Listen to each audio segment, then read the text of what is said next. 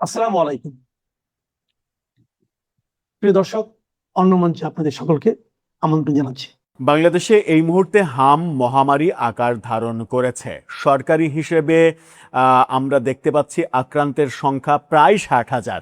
সরকারি হিসেবে আক্রান্তের সংখ্যা যদি 60,000 হয়, তাহলে সেটা প্রকৃত সংখ্যা 6 লাখ হয়ে যাওয়ার সম্ভাবনা প্রচণ্ড রয়েছে। এবং নিউ এজের একটা মানে অনুসন্ধানী প্রতিবেদনে ভয়ঙ্কর চিত্র বেরিয়ে এসেছে। সরকারি হিসেবে মৃত্যুর সংখ্যা 360-এর মতো এখনো বলা হচ্ছে। সেই সংখ্যা 4 থেকে 10 গুণ বেশি প্রকৃত সংখ্যা হতে পারে বলে তদন্তে বেরিয়ে এসেছে নিউ এজের, যেটা বিবিসি বাংলাও বলছে। কীরকম ভয়াবহ পরিস্থিতির মধ্যে আমরা আছি। ঠিক এই চিত্র যখন নিউ এজ তুলে আনছে, সেই চিত্রের ভেতরে ঢোকার চেষ্টা করব। আমরা আপনাদেরকে জানাবো যে কোথায় থেকে এই তথ্য আসলো, এবং এই তথ্য নিউজ মানে সাধারণত কোনো ফেক নিউজ প্রকাশ করে না। নিউজের সম্পাদক নুরুল কবির বাংলাদেশের অন্যতম প্রথিতযশা এবং স্পষ্টভাষী একজন সম্পাদক, যিনি বাংলাদেশের কোনো সাংবাদিক প্রফেসর ইউনূসের যারা মানে ক্ষমতায় থাকতে সাক্ষাৎকার নিয়েছেন, প্রথম আলোর সাংবাদিক, বিবিসির সাংবাদিকও তৈলাক্ত সব প্রশ্ন করেছেন, যেখানে সেখানে নুরুল কবির প্রশ্নবাণে জর্জরিত করেছিলেন প্রফেসর ইউনূসকে। সেই দৃশ্য আমরা দেখেছি। সুতরাং নুরুল কবিরের পত্রিকার এই রিপোর্ট এবং বিবিসি বাংলার ভাষ্য আমার মনে হয় যে কোনোভাবেই মিথ্যা হওয়ার কথা নয়। চতুর্দিকে দাবি উঠেছে প্রফেসর ইউনূসের ফাঁসি চাই, তার মেটিকুলাস স্বাস্থ্য উপদেষ্টা নূরজাহান বেগমের ফাঁসি চাই। সামাজিক যোগাযোগ মাধ্যমে প্রফেসর ইউনূসের এই ঘটনা নিয়ে গান বাঁধা হচ্ছে, ভিডিও তৈরি করা হচ্ছে, ফটোকার্ড তৈরি করা হচ্ছে, লক্ষ লক্ষ পোস্ট দেয়া হচ্ছে। এবং সবথেকে বড় কথা হচ্ছে যে প্রফেসর ইউনূস একদিন আগে সিএনএনের প্রতিষ্ঠাতার মৃত্যুতে তিনি মারা গেছেন। তার মৃত্যুতে 350 ওয়ার্ডের শোক বার্তা তিনি ফেসবুকে পোস্ট করেছেন। কিন্তু বাংলাদেশে এই সরকারি হিসেবেই যে আমরা ধরছি শত শত শিশুর মৃত্যু এবং প্রায় লাখখানেক শিশুর আক্রান্ত হওয়ার এই ঘটনায় প্রফেসর ইউনূস ফেসবুকে একটি টু শব্দও উচ্চারণ করেননি, বরং ইউনূস সেন্টারে বসে দামি দামি খাবার খাচ্ছেন, দামি দামি মিটিং করছেন, কনফারেন্স করছেন, সেমিনার করছেন। এই ব্যাপারগুলো প্রতিনিয়ত তার ইউনূস সেন্টার পেজ থেকে আপলোড করা হচ্ছে। চলুন একটু ভয়ঙ্কর এই বাস্তবতাটা বুঝে দেখি। বাংলাদেশে হামে মারা যাওয়া শিশুর সংখ্যা মানে 360, নাকি সেটা অন্তত 1200 থেকে 3000ও হতে পারে। ভয়ঙ্কর সেই চিত্রের কথা বলবো এই ভিডিওতে। থাকবেন পলিটিক্স টিভির নিয়মিত আয়োজন। দর্শক, 2024-এর 5 আগস্ট শেখ হাসিনা সরকারের পতন হলো। তার আগে যে জুলাই আন্দোলন, জাতিসংঘের রিপোর্ট অনুযায়ী, আমরা জাতিসংঘের রিপোর্টটাকেই যদি আমলে নিই, তাহলে 15ই আগস্ট পর্যন্ত তারা বলছে 1400 জন মারা যেতে পারে। সরকারের গেজেটে, প্রফেসর ইউনূস সরকারের গেজেটেই 840 জনের মতো নাম আমরা দেখেছি। 840 জন মানুষের মৃত্যুতে আমাদের হৃদয়ে যেমন রক্তক্ষরণ হয়েছে, আমাদের আসমান কেঁপে উঠেছে। সেরকম আসমান কাঁপার দৃশ্য এই হামে শত শত শিশুর মৃত্যু, লক্ষাধিক শিশুর আক্রান্ত হওয়ার ঘটনা, হাজারো মায়ের কোল খালি হওয়ার এই ঘটনায় এতটুকু উদ্বেগ আমরা দেখছি না, বরং ওই তথাকথিত বিপ্লব, মানে বিপ্লবকে তথাকথিত বলছি না, তথাকথিত বিপ্লবী একজন, যিনি বিপ্লব বেচে খান, মানে অনেকেই তো বিপ্লব বেচে খান, বিপ্লবকে ব্যবসা করেন, বিপ্লব নিয়ে ব্যবসা করেন, জুলাই নিয়ে ব্যবসা করেন, হাদি নিয়ে ব্যবসা করেন। এই ব্যবসাগুলো বেশ জনপ্রিয় ব্যবসায় পরিণত হয়েছে। সেই একজন বিপ্লবী, যার পকেটে টাকা ছিল না বলে তিনি মেসে না থেকে নিজের টাকা বাঁচানোর জন্য হলের গণরুমে থেকে ছাত্রলীগ করতে বাধ্য হয়েছিলেন, তিনি সম্প্রতি একটা টক শোতে বলেছেন যে বিএনপি আর আপনারা হাম নিয়ে পড়ে আছেন, হাম নিয়ে, হামের টিকা নিয়ে ব্যস্ত হয়ে পড়েছেন, অথচ জুলাই সনদ যে বাস্তবায়ন হচ্ছে না সেদিক নিয়ে, সেটা নিয়ে আপনাদের একটা কথাও বলছেন না। কত বড় অধ্যত্ত হলে, কত বড় সাহস হলে এই ধরনের কথা বলে যে এই যে শত শত শিশুর মৃত্যু, সেই মৃত্যুকে তুচ্ছ করছে। আচ্ছা, কেউ যদি জুলাই আন্দোলনে কিংবা এই গণ অভ্যুত্থানে একজনের মৃত্যু নিয়ে কোনো হাসি ঠাট্টা করে, যেমন অনেককে জেলে ভরার ঘটনা আমরা দেখেছি প্রফেসর ইউনূসের আমলে। ওই আবু সাঈদের যে মৃত্যু, দু হাতে পাখা মেলে দাঁড়ানো, সেটা নিয়ে যদি কেউ একটু ট্রল করেছে ফেসবুকে, তাহলে তাকে জেলে ভরা হয়েছে, গ্রেপ্তার করা হয়েছে, তার উপরে মব তৈরি করা হয়েছে। এই ঘটনাগুলো আমরা দেখেছি। অথচ এই তথাকথিত যোদ্ধা, এই এই এই মানে যে জুলাইকে বিক্রি করে এখন মানে কোটিপতি হয়েছে, জমিদারের পুত্র, জমিদারের নাতি হয়েছে, সে অবলীলাই বলছে যে আপনারা হামের টিকা নিয়ে পড়ে আছেন, অথচ জুলাই সনদ বিএনপি বাস্তবায়ন করছে না, সেটা নিয়ে আপনারা একটা কথাও বলছেন না। এরকম ইউনূস ভক্তরা আজকে সমাজে গজিয়ে উঠেছে, যারা ইউনূসের একটি ভুল চোখে দেখতে চায় না, শুধুমাত্র ইউনূসের গুণগান গেয়ে যেতে চায়। কি বলছে গণমাধ্যম? চলুন বিবিসির শিরোনামটা আগে দেখি। বিবিসি বলছে হামে মৃত্যুর সংখ্যা সরকারি হিসাবের চেয়ে অনেক বেশি। এই খবরটাই মূল খবরটা যেখান থেকে বিবিসি নিয়েছে বলে মানে কপিরাইট স্বীকার করেছে, সেটা হচ্ছে নিউজের শিরোনামটা দেখে নিন। নিউজ ইংরেজিতে শিরোনাম করেছে, তার বাংলা করলে একই দাঁড়ায়, বাংলাদেশে হামে মৃত্যুর সংখ্যা সরকারি হিসাবের চেয়ে অনেক বেশি বলে অভিযোগ উঠেছে। কত বেশি চলুন একটু জানি। বিভিন্ন বিভাগীয় হাসপাতাল, বিভিন্ন স্বাস্থ্য দপ্তর ও প্রশাসনিক রেকর্ডে পাওয়া তথ্যে সরকারি হিসাবের সঙ্গে বড় ধরনের অমিল দেখা গেছে। বড় ধরনের, ছোটোখাটো না কিন্তু। এবং এই বড় ধরনের অমিল দেখতে গিয়ে কখনো কখনো 4 থেকে 12 গুণ বেশি হওয়ার সম্ভাবনা তৈরি হয়েছে বলে নিউজ বলছে। 4 গুণ হলে যে সংখ্যাটা এখন বলা হচ্ছে সরকারি হিসেবে, সেই সংখ্যাটা হয়ে যাবে 1,500-এর বেশি। আর যদি সেটা 10-12 গুণ হয়ে যায়, তাহলে সেটা হয়ে যাবে 3,000, 3,500, 4,000, 5,000-এর মতো। এবং তার তথ্য উপাত্ত এরা এই পত্রিকায় উঠে এসেছে। কি বলছে? বলা হচ্ছে যে স্বাস্থ্য অধিদপ্তর বলছে এটি ইচ্ছাকৃত, গোপন নয়। অর্থাৎ স্বাস্থ্য অধিদপ্তরও এই তথ্যে যে গড়মিল আছে সেটা স্বীকার করে নিয়েছে, কিন্তু বলছে যে এটা ইচ্ছাকৃত না। কি তাহলে কি সেটা? বরং তথ্য সংগ্রহ ব্যবস্থার দুর্বলতার কারণে এমন পার্থক্য তৈরি হচ্ছে। তারা বলছে যে তারা সঠিক তথ্য মানে সংগ্রহ করতে পারছে না, তাদের দুর্বলতা রয়েছে। এই দুর্বলতার কারণে আমরা সঠিক সংখ্যাটা জানতে পারছি না, হামে কত শিশু প্রকৃতপক্ষে মারা গেছে। স্বাস্থ্য অধিদপ্তর জানিয়েছে মাঠ পর্যায়ের হাসপাতাল ও উপজেলা স্বাস্থ্য কর্মকর্তাদের কাছ থেকে তথ্য আসতে দেরি হওয়ায় রিপোর্টে গড়মিল দেখা যাচ্ছে। দেরি হলেও তো আমরা পরবর্তীতে সেগুলো সমন্বয় করতে দেখব, কিন্তু কই সমন্বয় করতে তো দেখিনি। উদাহরণ হিসেবে রংপুর বিভাগে স্বাস্থ্য অধিদপ্তর কোনো মৃত্যুর তথ্য না দিলেও, রংপুর বিভাগে কোনো মৃত্যুর তথ্য দেয়নি স্বাস্থ্য অধিদপ্তর। সেখানে বলা হচ্ছে যে স্থানীয় হাসপাতাল ও প্রশাসনিক রেকর্ডে অন্তত 4 জনের মৃত্যুর তথ্য পাওয়া গেছে। অর্থাৎ যেখানে 0 সেখানে 4, তার মানে 4 গুণ হয়ে গেল। একইভাবে বরিশাল ও ময়মনসিংহেও সরকারি ও স্থানীয় তথ্যের মধ্যে বড় ধরনের পার্থক্য দেখা গেছে। কেমন পার্থক্য? ময়মনসিংহ মেডিকেল কলেজ হাসপাতালে 27 জনের মৃত্যুর তথ্য পাওয়া গেলেও স্বাস্থ্য অধিদপ্তর সেখানে মাত্র কয়েকজনের মৃত্যুর কথা বলছে। আপনি চিন্তা করেন যে যদি 27 জনের মৃত্যুর জায়গায় 2 জন কিংবা 3 জন মৃত্যুর কথা বলা হয়, তাহলে সেটা কত গুণ হয়। সেটা প্রকৃত সংখ্যা, ধরেন যে 3 জন মৃত্যুর কথা বলা হলো সরকারি হিসাবে, সেখানে 27 জন মারা গেছে, তার মানে সেটা হয়ে গেল 9 গুণ। এই যে পরিসংখ্যান, এই পরিসংখ্যানে যেটা শুরুতেই বললাম যে 4 থেকে 10 গুণ হওয়ার সম্ভাবনা রয়েছে, যে কোনো একটা ফিগার হতে পারে। মিনিমাম 4 গুণ হওয়ার সম্ভাবনা প্রচণ্ড।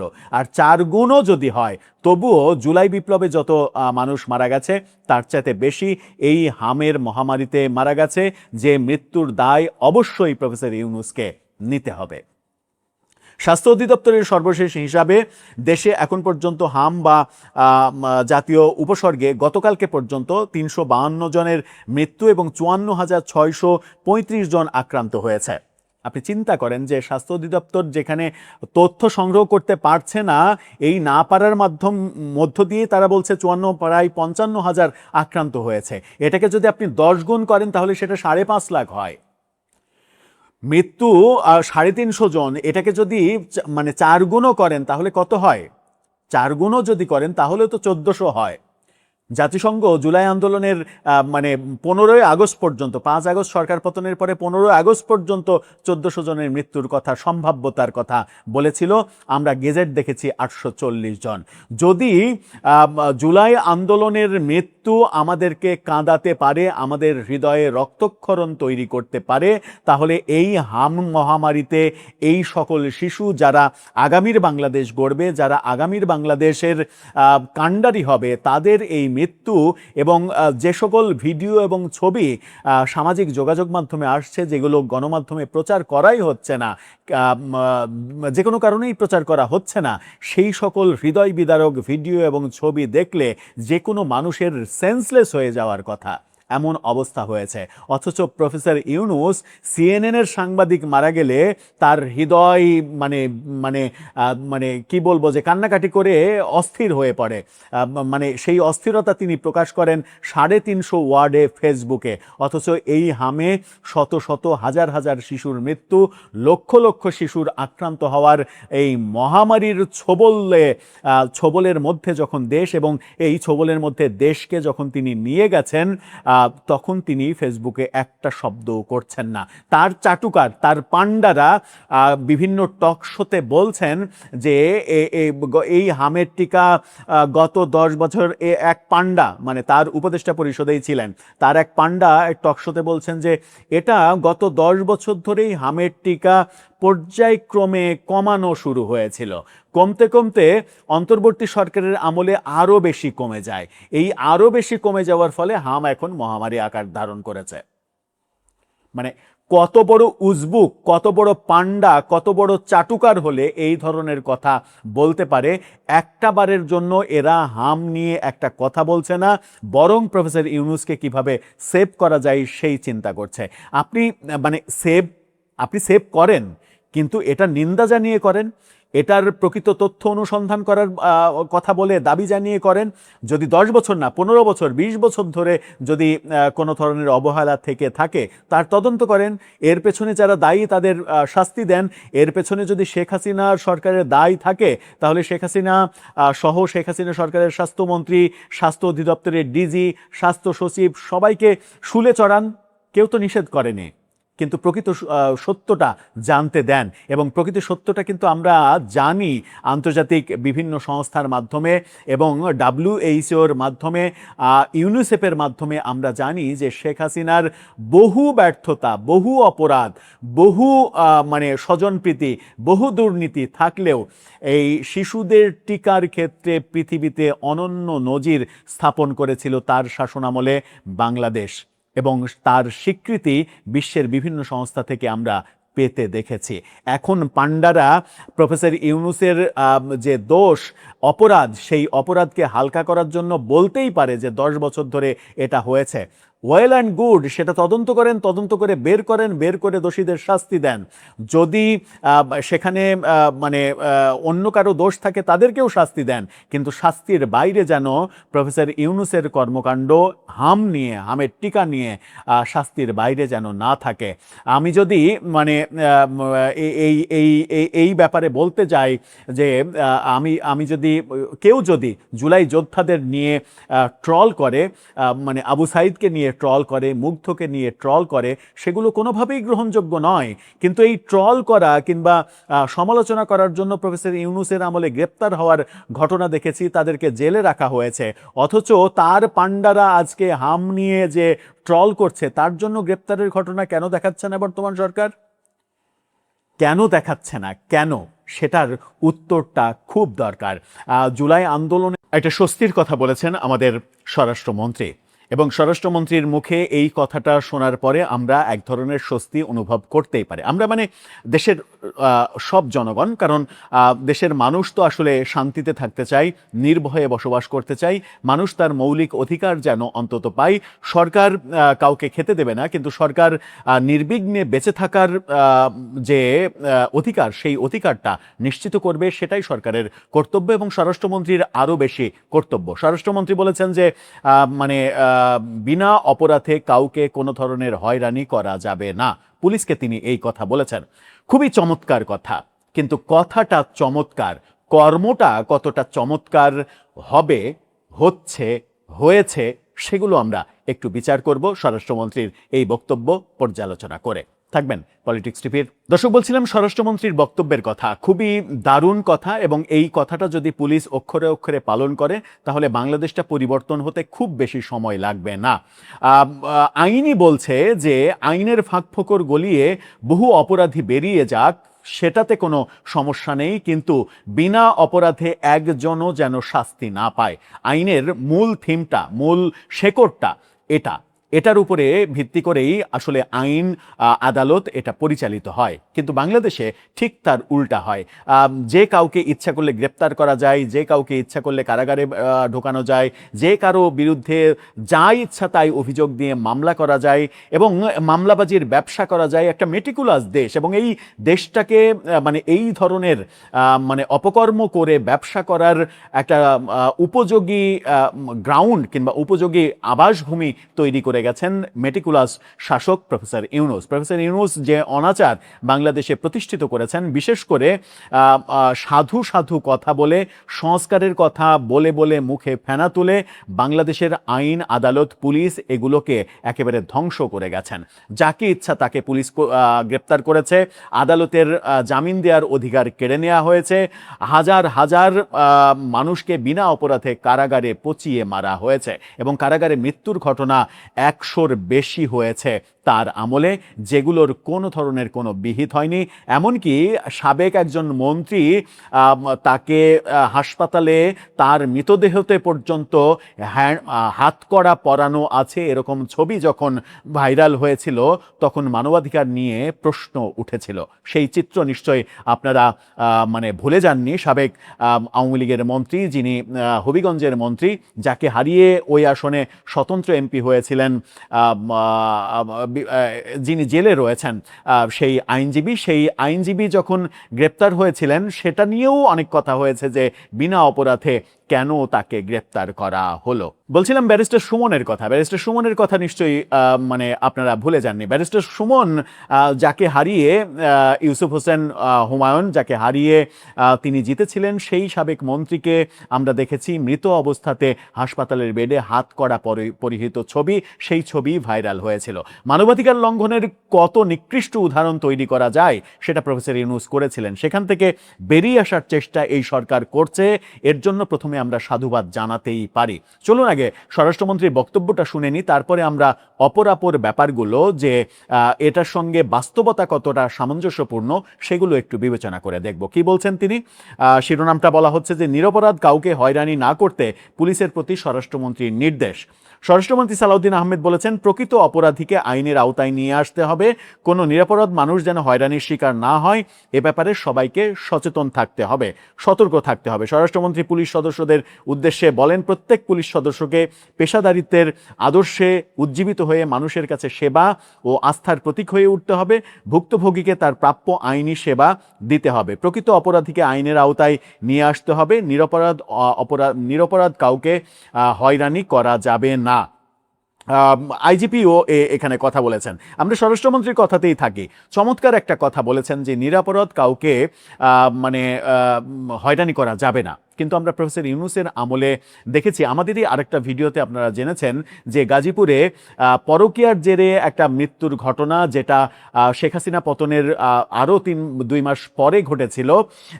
সেই ঘটনাকে কেন্দ্র করে অক্টোবরের 2 তারিখে ঘটনা, অক্টোবরের 3 তারিখে সেই ঘটনার মামলা, পরবর্তীতে আবার সেই মামলা আরেকটা মামলা করা হয়েছে সেই বিষয় নিয়ে, যেটা আগস্টের 5 তারিখে বলা হয়েছে শেখ হাসিনা এবং ওবায়দুল কাদেরের হুকুমে তাকে মেরে ফেলা হয়েছে।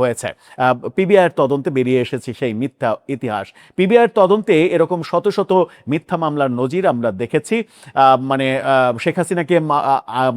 শেখ হাসিনাকে শায়েস্তা করা, কিংবা বউয়ের পক্ষের আত্মীয় স্বজনকে শায়েস্তা করা, পাওনাদারকে শায়েস্তা করার জন্য 16 বছরের কিশোরকে জুলাই যোদ্ধা বানিয়ে বাবা মামলা করেছেন, মিথ্যা বলে প্রমাণিত হয়েছে।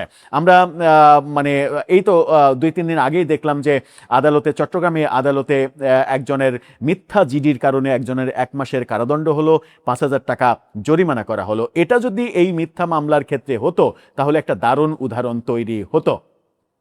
যখন স্বরাষ্ট্রমন্ত্রী বলছেন নিরপরাধ কাউকে হয়রানি করা হবে না, তখন প্রফেসর ইউনূসের আমলে দেখেছি হাজার হাজার মিথ্যা মামলা, যেটা আইন উপদেষ্টা নিজে স্বীকার করেছেন। আমরা দেখেছি মিথ্যা মামলায় আনিস আলমগীরকে কারাগারে নিতে, মঞ্জুরুল আলম পান্নাকে কারাগারে নিতে, লতিফ সিদ্দিকীকে কারাগারে নিতে, হাফিজুর রহমান কার্জন ঢাকা বিশ্ববিদ্যালয়ের প্রফেসর তাকে কারাগারে নিতে, একজন মানে অবসরপ্রাপ্ত সচিবকে কারাগারে নিতে, এই ঘটনাগুলো আমরা দেখেছি।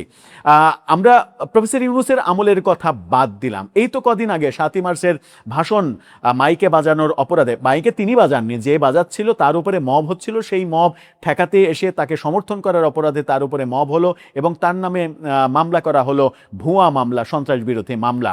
এই যে মিথ্যা অভিযোগে তাকে কারাগারে রাখা হলো 2 মাস, তারপরে তিনি জামিন পেলেন 30 এপ্রিল, কিন্তু কারাগার থেকে মুক্ত হলেন গিয়ে 8 মে, এই মাসের 8 তারিখে তিনি মুক্ত হয়েছেন।